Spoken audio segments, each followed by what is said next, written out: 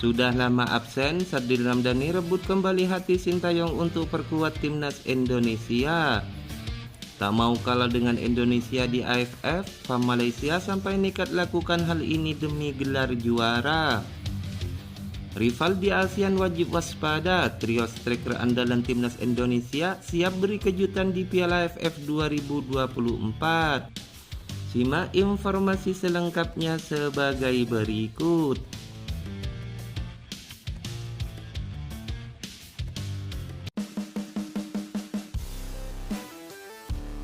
Jelang turnamen Piala AFF, persaingan di kancah sepak bola Asia Tenggara semakin memanas, di mana negara-negara di kawasan ini berlomba-lomba untuk memperkuat skuad mereka masing-masing. Setelah Indonesia meraih sukses dengan membawa sejumlah pemain naturalisasi, kini Malaysia mengikuti jejak yang sama. Demi gelar juara untuk kalahkan timnas Indonesia, timnas Malaysia resmi merilis daftar 26 pemain yang akan berlaga di Piala AFF 2024. Malaysia tergabung di grup A dan akan memulai pertandingan pertama dengan bertandang ke markas Kamboja pada 8 Desember. Daftar pemain yang dipanggil mencerminkan kombinasi antara pengalaman pemain senior dan energi pemain muda. Menariknya, ada 4 pemain keturunan dalam skuad ini: Fergus Terni, Sergio Aguero, Endrick Dos Santos, dan Paulo Jose. Namun, pelatih Pau Marti Vicente menghadapi kendala besar karena Liga Malaysia tetap berlangsung selama Piala AFF sehingga membatasi pilihannya. Sementara itu, timnas Indonesia tergabung di grup B bersama Laos, Myanmar, Filipina, dan Vietnam. Sebanyak 33 pemain telah menjalani pemusatan latihan di Bali, dengan 10 pemain akan dicoret oleh Sintayong sebelum turnamen dimulai. Jika dibandingkan, Indonesia juga mengandalkan beberapa pemain keturunan untuk memperkuat timnya. Sama seperti Malaysia yang menggunakan jasa pemain naturalisasi, Indonesia menunjukkan bahwa kontribusi pemain dengan latar belakang multikultural semakin penting dalam kompetisi sepak bola modern. Namun, ada perbedaan mendasar dalam pendekatan kedua negara. Malaysia memanfaatkan pemain naturalisasi yang telah mapan di Liga Malaysia seperti Paulo Jose dan Endrick Dos Santos untuk menambah kedalaman skuad mereka. Sementara itu, timnas Indonesia tampak lebih fokus pada pembinaan jangka panjang dengan melibatkan pemain muda keturunan yang sebagian besar berlaga di luar negeri, seperti Justin Hubner, Marcelino Ferdinand, dan juga yang lainnya. Absennya beberapa pemain kunci dari kedua tim ini akibat komitmen klub menjadi tantangan tersendiri. Malaysia harus bermain tanpa kontribusi pemain-pemain dari JDT. Sementara timnas Indonesia tetap mampu memanggil pemain yang berkarir di luar negeri meski terkadang menemui hambatan administrasi. Keputusan Malaysia untuk tetap mengandalkan liga domestik selama Piala AFF 2024 memberikan tekanan tambahan pada pelatih untuk memaksimalkan sumber daya yang ada. Secara umum, baik Malaysia maupun Indonesia menunjukkan pentingnya keberagaman dan regenerasi dalam membangun timnas yang kompetitif. Piala AFF 2024 menjadi panggung untuk menguji strategi masing-masing. Apakah pengalaman pemain naturalisasi Malaysia dapat mengimbangi energi muda yang ada di timnas Indonesia?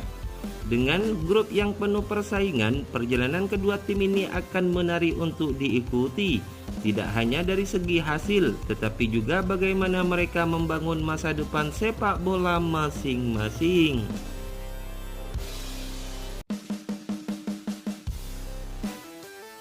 Pelatih timnas Indonesia Sintayong telah menentukan sejumlah penyerang andalan yang bakal dimaksimalkan pada Piala AFF 2024. Para pemain muda ini tentu punya beban yang besar untuk menyamai jejak ketajaman para pendahulunya.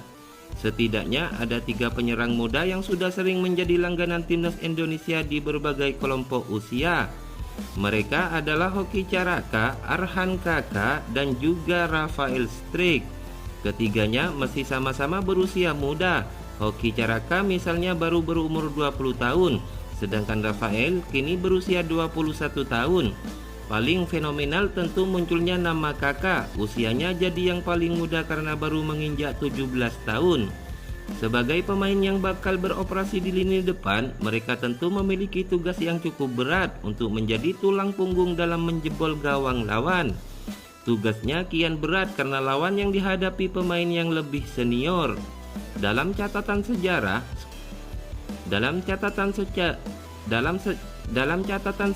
skuad Garuda punya banyak sekali penyerang yang bersinar di ajang ini.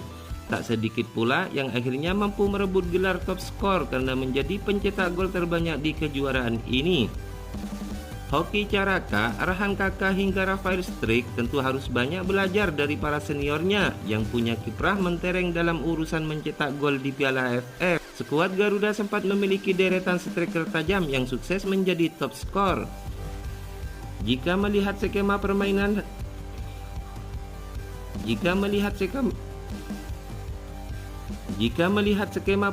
yang kerap digunakan Sintayong bersama timnas Indonesia, ketiga penyerang itu memang memiliki karakter yang sesuai dengan keinginan sang pelatih. Hoki Caraka, Arhan Kakak hingga Rafael Struijk sama-sama dibekali atribut multi posisi. Artinya, meski ketiganya bisa menempati posisi nomor 9 atau sebagai striker tengah, mereka juga bisa mengisi area kelebaran saat dibutuhkan.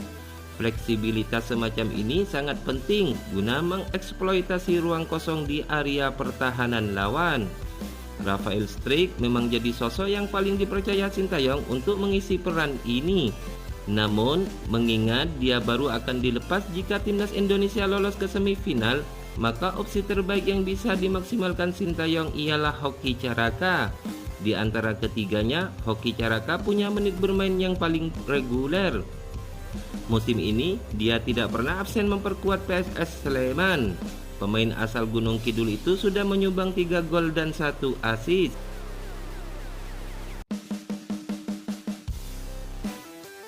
Pemain Sabah FC Sadil Ramdhani ternyata masih memendam hasrat untuk kembali ke timnas Indonesia meski sudah lama disisihkan oleh Sintayong. Sadil Ramdhani sempat menjadi andalan Sintayong di timnas Indonesia, namun ia kini sudah tersisihkan.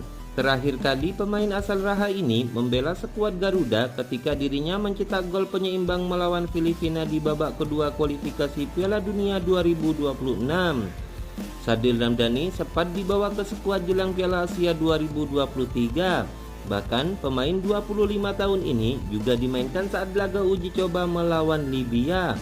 Akan tetapi, pemain Sabah FC tersebut justru dicoret di detik-detik akhir pendaftaran pemain untuk Piala Asia 2023.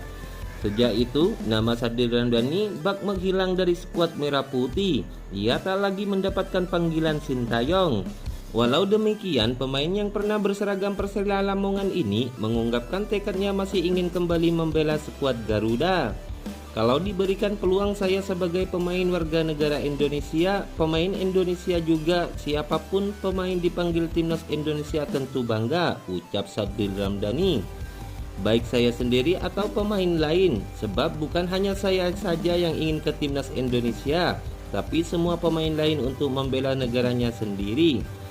Pemain 25 tahun ini lantas memuji perkembangan timnas Indonesia di era Sintayong serta kepemimpinan Erick Thohir di PSSI. Saya lihat timnas Indonesia sangat luar biasa bersama coach Sintayong. Kepemimpinan Pak Erick Thohir semua sangat luar biasa. Saya berharap dengan adanya mereka Indonesia semakin maju, tegas Sadil Ramdhani. Bicara soal kesempatan kembali memperkuat timnas Indonesia, ia tak bisa menampik tekadnya untuk kembali memperkuat pasukan merah putih. Kini melihat bagaimana persaingan ketat di kubu skuad Garuda, Sadil Ramdhani tentu perlu bekerja ekstra menunjukkan kemampuannya agar bisa kembali merebut hati pelatih Sintayong.